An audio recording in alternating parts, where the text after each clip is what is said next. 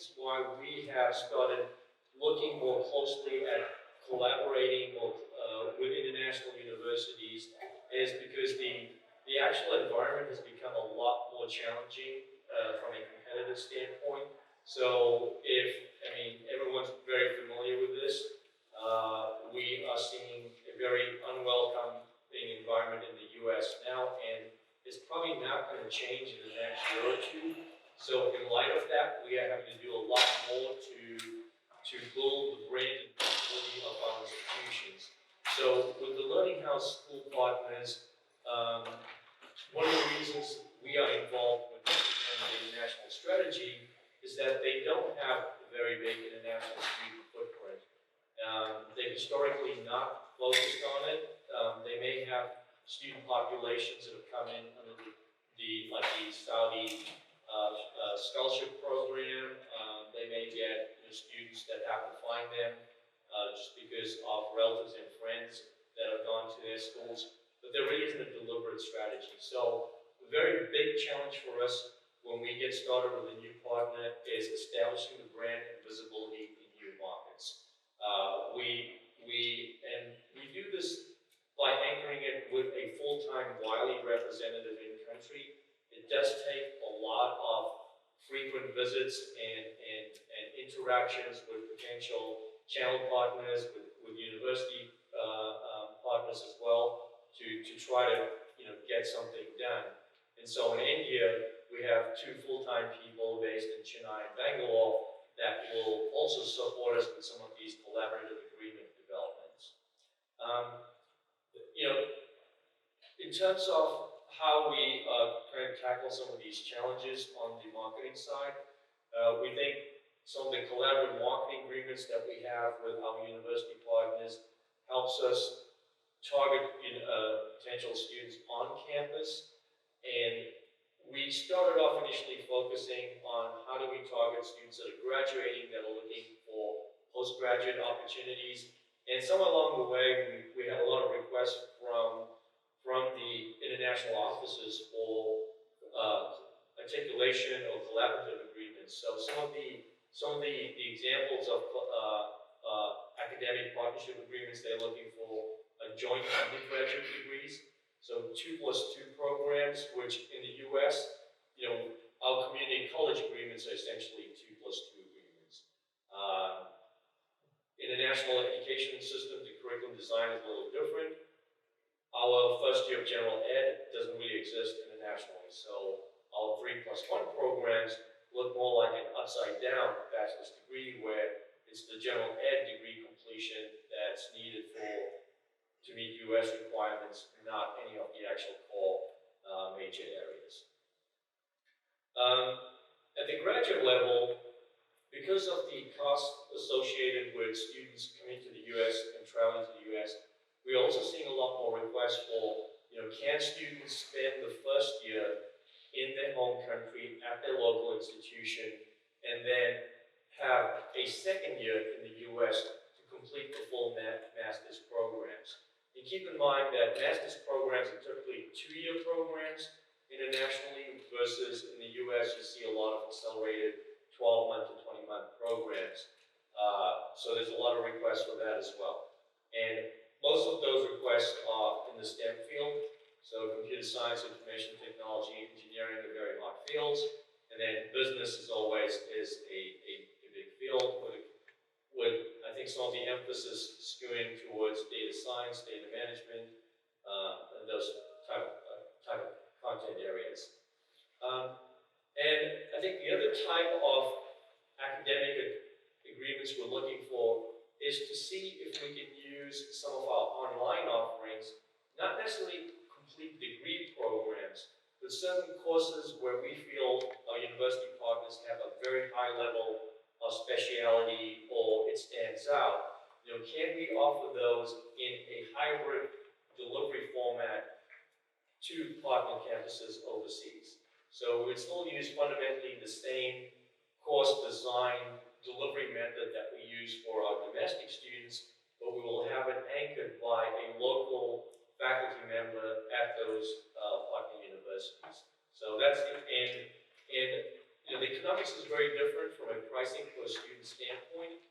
we have the ability for those partner schools to provide fairly large cohort groups that actually can make make the economics very similar to what we see in the U.S. So, with that said, John, I want to ask Dr. Prakash for his thoughts on how they approach their collaboration agreements. Dr. Prakash, can you give us some examples of collaboration agreements, both with university partners in the U.S. as well as maybe other parts of the world? Well, primarily our partnership is either through faculty or the students exchange program, because as of now, what Wiley has done through the online course is not as popular as that in India. India is a large heterogeneous matrix where we have the parameters or indices like equity, accessibility, and quality, and then that becomes a big problem for us to have online. But recently, the government of India has introduced a part of the curriculum to be online. That makes the students get the same platform.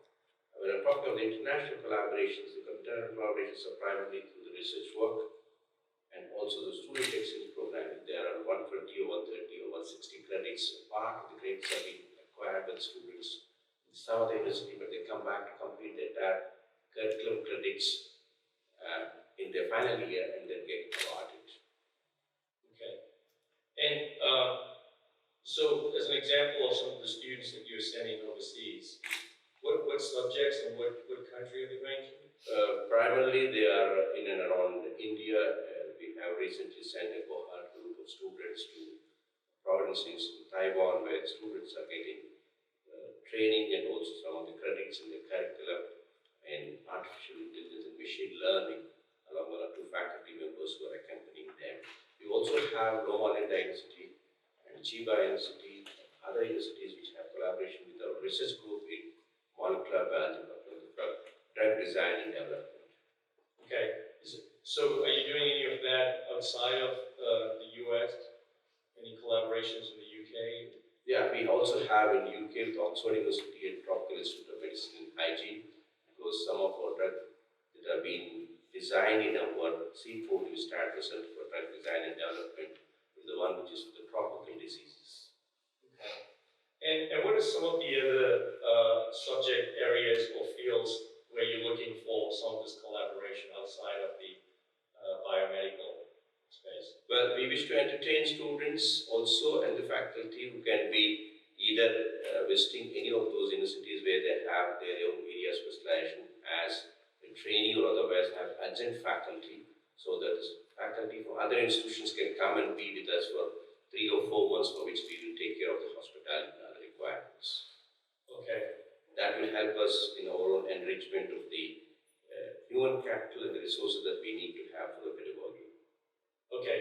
So, is this aim targeted at faculty training and development? Yes. Okay. And so, is there a particular time frame during the year where you would like to see these faculty? Well, we don't want to restrict the time frame, because if we have the convenience, the faculty who is coming from abroad may not have the convenience because they may be very busy with their own schedule. So we give the convenience for the faculty from outside India for their own choice and then come out to our place. Okay. Okay. Because we have 2 sessions where we have the vacation, sometime the month of December and sometime the month of summer, that is from May to June, May. Right. And that could not be convenient, or that could not be convenience for the other faculties to come to our place. Okay. So you mentioned that online is still relatively new and not as familiar.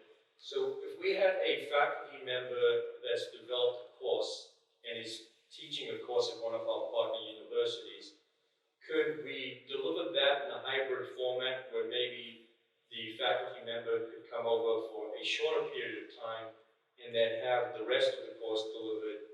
The first question you asked, we have a flip mode of teaching, in the sense like, although online is not that new to us, because we have e-learning modules across various disciplines, whether it would be professional course of engineering, law, management, commerce, or humanities, social sciences.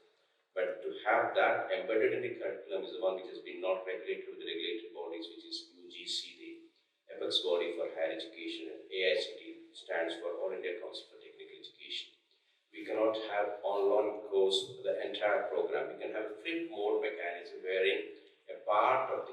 can be through face-to-face mode, and part of the course could be online, accounting for 20% of the curriculum through online.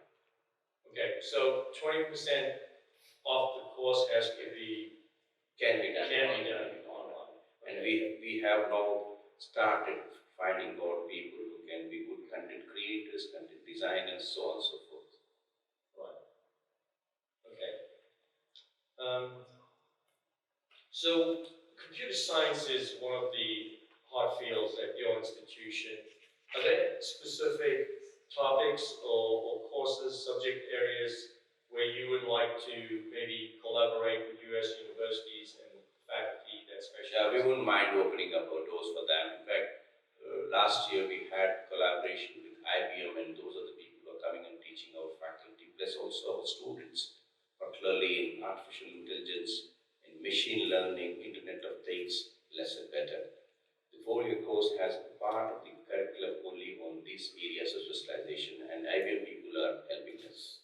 Okay. So can we also think of some of these collaborations as going the other way? So if you've got a course developed with IBM that's very career focused, very job placement focused, is that something that we can access through our university partners and incorporate into our curriculum as well? Why not?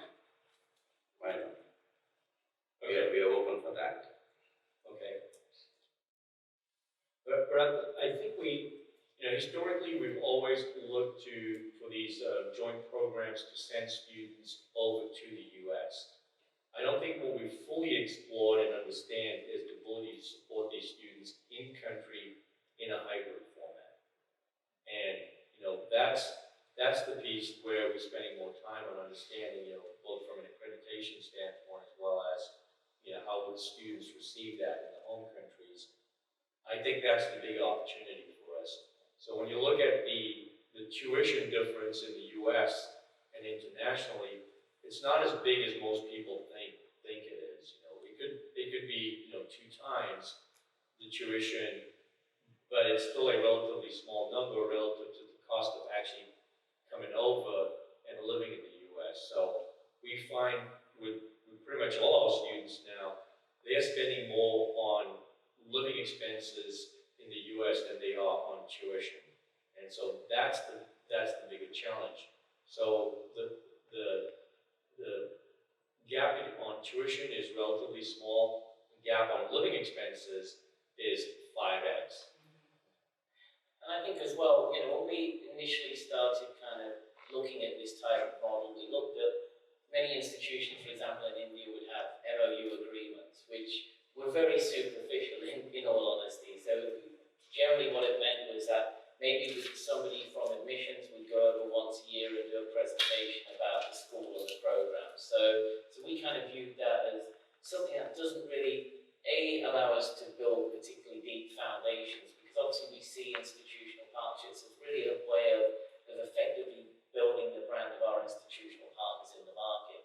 I think as well, it meant that we weren't necessarily leveraging the expertise of our institutional relations, also the fact that the flexibility around online education, which is very new to institutions in India still, even though they have kind of historic distance education institutions. So I think we're trying to explore this now in a way of how do we build closer ties. That obviously one of the net effects we're looking for is that it will help brand building, drive student recruitment. I mean, obviously this is a tougher market environment on the international side in the last few years, but we see that building these types of partnerships now, when we see markets conditions improving, it will help very effectively promote our school partners. There's a significant drop in the number of F1 visas getting approved to come to the U.S. in the last 2 years. Have you found a way around that, either in terms of structuring the agreement as a more reciprocal exchange or something like that, where you can get the students in on an F1 visa, or are you using a different visa type? Can F1 university switch to J1? No, it's still going to fall under an F1 non-sponsored visa status. I think it strengthens the case for the student, if what they're coming for is part of a joint degree. I think it adds to the quality of the student. The student is clearly qualified, vetted a little more clearly from a consulate standpoint. So I think all of that makes a difference. And they've done 1 year by the time they visit. When they go visit their consulate office, they've already completed year 1. Well, they could have completed 2 years Okay, at the minimum, and possibly 3 years. At the graduate level, it would be 1 year. So nine, but the dual degree program is 2 plus 2. Am I right? It's 2 plus 2 traditionally, but many of our university partners have the ability to articulate up to 90 credit hours towards a bachelor's degree. And so I think we want to take advantage of that and have a 30 plus degree completion option that once again speaks to the value proposition, right? So for many of the students that may not be at the best university in India and are looking to kind of make up for that, having a second degree from the US, has a lot of value. And also, just to add to the point on the F1 visa, I mean, ultimately we're looking at the types of partner that we're selecting to work with internationally as well. So we're expecting that students from these institutions will have a good academic profile, which ultimately will support their case for an F1 visa. So, and I think part of it is, so even though the visa approvals are down, it's always going to be a mechanism going forward. We just want to try to increase the odds of that student being successful in that process. So if we can offer a course from your institution at the undergraduate level, that student now already has a level of familiarity with the institution. So when they're applying for, let's say, a graduate program, it makes a big difference at the consulate office, because one of the very first questions is, why that institution? How familiar are you with it? Is it the right fit for you? Or are you simply looking for a way to go overseas? So that tie is very important from a consulate office standpoint. Can I ask one more related question? So I'm thinking more about graduate school, like 1+1 kind of arrangement. So if they do their first year in, say, Hyderabad or somewhere in India, and then maybe they're having trouble getting through the consulate office and F1 visa for the second year in the U.S., can they take online classes from that U.S. university in India? I know you said the 20% rule, but if it's coming from our university, or their If degree you're is the coming from awarding our institution, then obviously that will not have any impact. So could we do that? Offer them online classes for year 2? I'll let Dr. Prakash go first, and then I'll give you my thoughts on it. In India, usually what happens is the mandate of student is the moment he seeks admission in a particular university, how many grades he has from that institution where he has sought admission, and grades that he has earned from other institutions are all amalgamated, and then he has to get the degree only from the institution where he has sought admission, not from the other institution. Right, so Am I right? yes, the first institution would not be able to award a degree, but the U.S. institution will be able to have full powers to do that. There are no limitations. So West Virginia's degree in China, it's not licensed in China. It is under U.S. higher ed authority, and so that's what we would be doing. The only twist is we are facilitating some of the ground sessions locally, so either through a faculty exchange or by an assistant to the professor in their home country. You have to do that, or that's Now, we don't have to do that, but from a marketing and a cultural standpoint, we have to do it. Okay.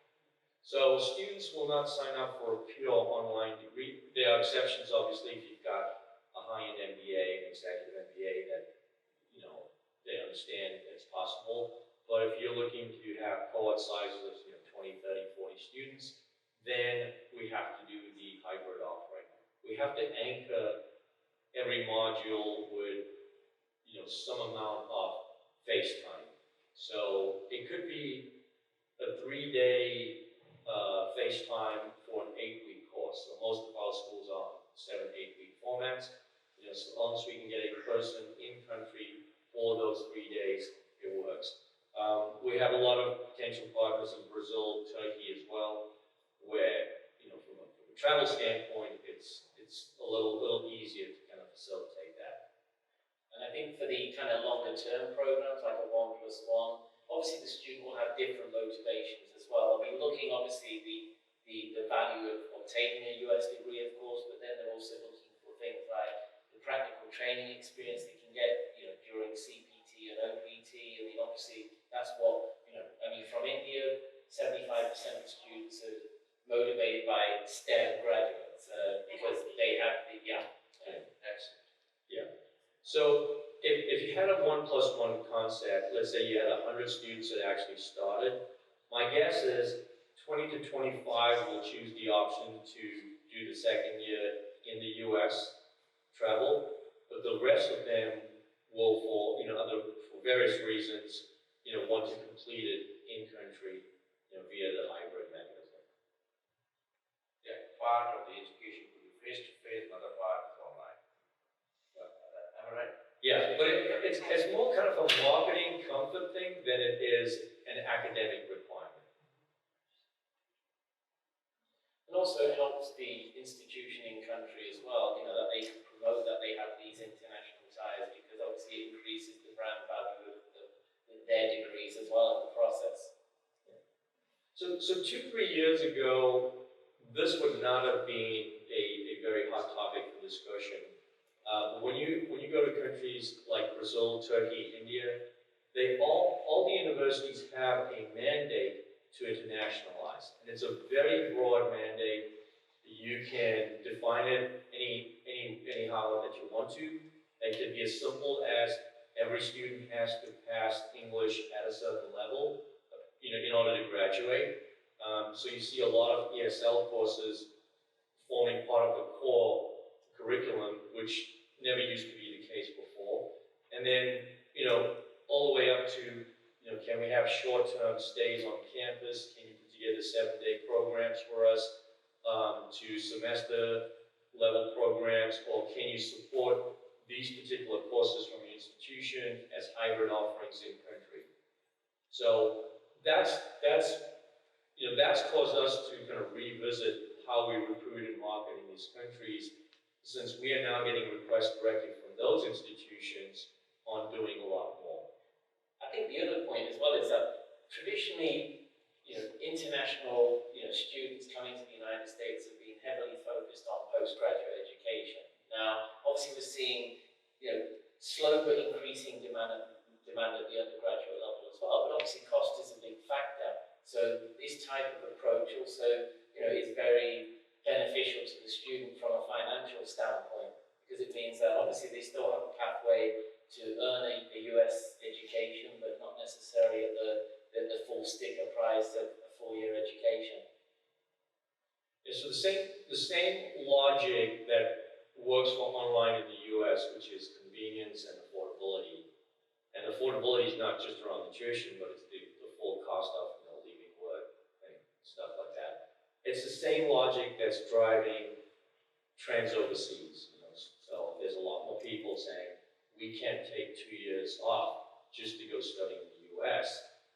We need a way to be able to get the same credential locally. And of course, they have local offerings, but I think we can compete against the local offerings.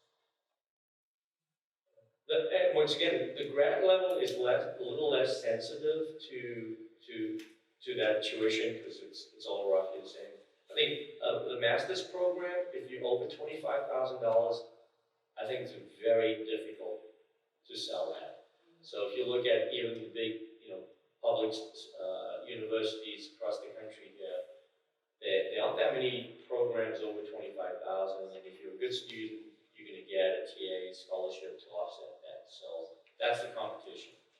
And so anytime we go above that, we're just not competitive anymore. And then the fact that a grad student, at least at all the institutions that we work with, have CPT eligibility after the second semester, so they can quickly figure out how, starting in that third semester, to generate an income to offset the second year. So their investment is relatively low compared to an undergraduate student. An undergraduate student has to be really fully funded for 4 years. A graduate student has to be fully funded for the first 2 semesters. And the other challenge is, I mean, obviously, most institutions that traditionally received international students are hurting right now. So even those institutions with the larger numbers, they're reacting to that. They're revising admissions policies. They're revising pricing strategies as well to then dip into that sector of the market where institutions that we work with generally receive students. Right? So I think we're looking for any opportunities to build brand and visibility in the market. So most of our partner schools have study abroad programs today. Sometimes it's during the normal semester, other times it's more over summer and some volunteer work associated with it. So we would really encourage you to take a look at some of the partner schools we are working with, because they are very interested in receiving U.S. students for semester type land. And even in countries like Turkey and Brazil, they do have a full offering of English instruction courses. So it's a limited selection, but it's designed specifically for international students, so they get to have the same experience on campus. And of course, that helps us from a brand building standpoint. So now suddenly you've got all these people talking about your institution, and it makes it a lot easier for us to put a recruiting effort behind that. Because whichever way these students are flowing, they're brand ambassadors. I mean, obviously, those of you working international will appreciate the importance of things like referrals, student success, and it drives a lot of confidence. So again, if it's students going from the US talking about their university, on a different university campus, that's extremely helpful, and vice versa when the students are coming from markets like India or Brazil and they're having a great experience there, and that's something that becomes very, very helpful. And we can do it in specialized subject areas as well. So for nursing, many of our university partners are affiliated with hospitals and nursing schools, and we could facilitate practicum training for those nurses. It's a very different environment, so it'll be a great experience for U.S. students to have that experience, which they would not normally get at home. So it's not limited to just the kind of liberal arts world, which is typically where you see the study abroad. Everybody wants to go to Paris and spend a semester at the Louvre, right? This is a little more kind of career focused.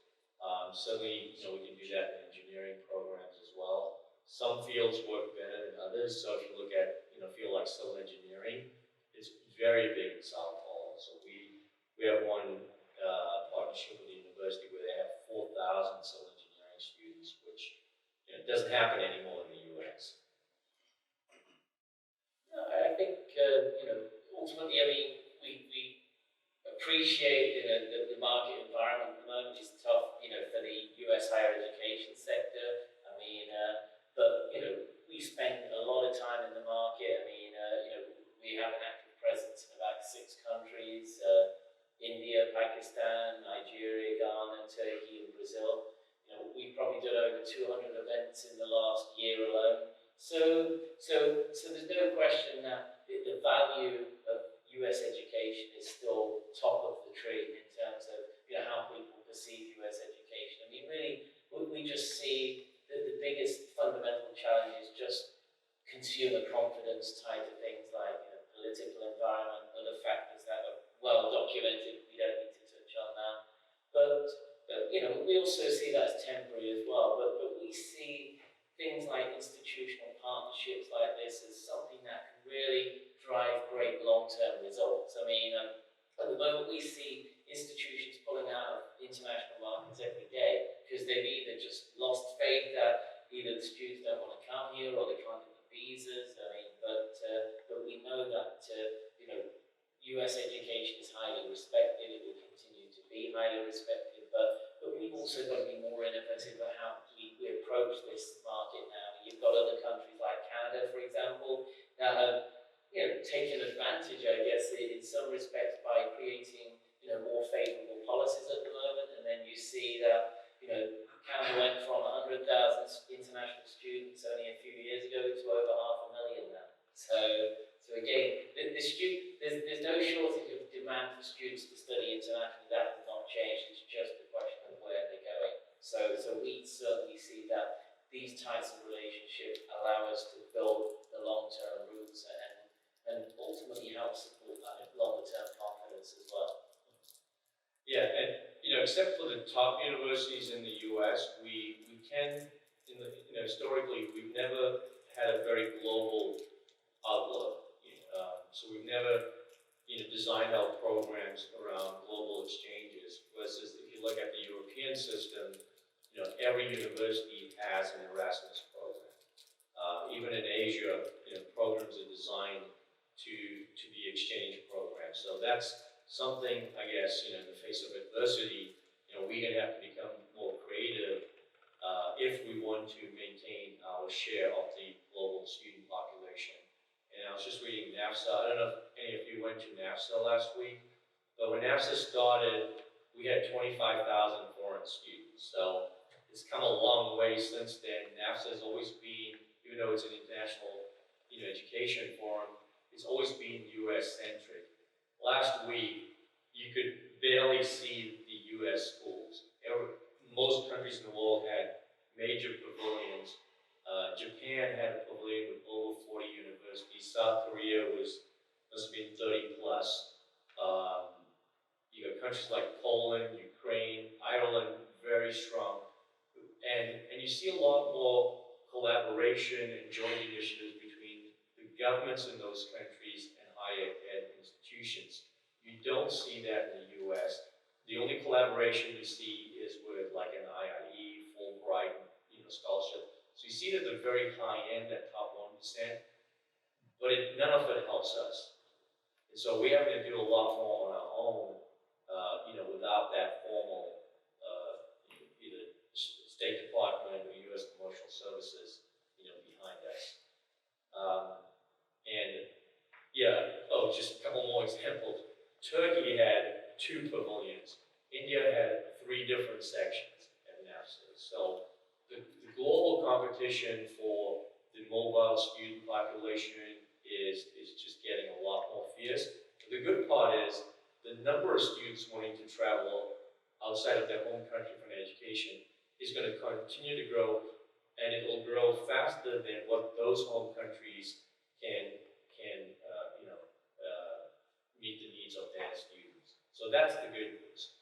And I think we have a very distinct advantage with our online platforms where we have a lot more flexibility to address those global student populations that none of the other countries have. We've just never thought of it as an asset for some of these